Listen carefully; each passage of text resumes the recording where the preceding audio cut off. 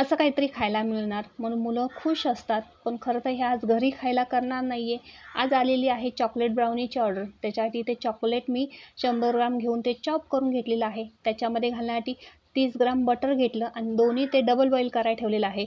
1 cup दूध घेतलं, त्यातलं थोडंसं दूध त्याच्यात घालून मी चॉकलेट मेल्ट करून घेतलं. पुन्हा ते थंड केलं आणि त्याच्यामध्ये 160 ग्राम रेडीमेड प्रीमिक्स घातलेलं आहे आणि जे उरलेलं कपामध्ये दूध होतं ते घालून घेतलं. पुन्हा वरून अजून 2 चमचे परत दूध मी याच्यात ॲड केलेलं आहे आणि ह्याचं बॅटर तयार करून घेतलं. टिनला तेल लावलं, बटर पेपर टाकला आणि त्या टिनमध्ये हे बॅटर मी ओतून घेतलं. त्याच्यावरून चॉप केलेले हे मी अक्रोड घातलेले आहे आणि पातेलं फ्रीट करून त्याच्यामध्ये ठेवून मी ही 35 मिनटं ब्राउनी बेक करून घेतली. थंड झाली की टिनमधून काढून घेतलेली आहे आणि ते अशा पद्धतीने मी कट करून घेतली. इथे 6 पीस मला ऑर्डरला द्यायचे होते.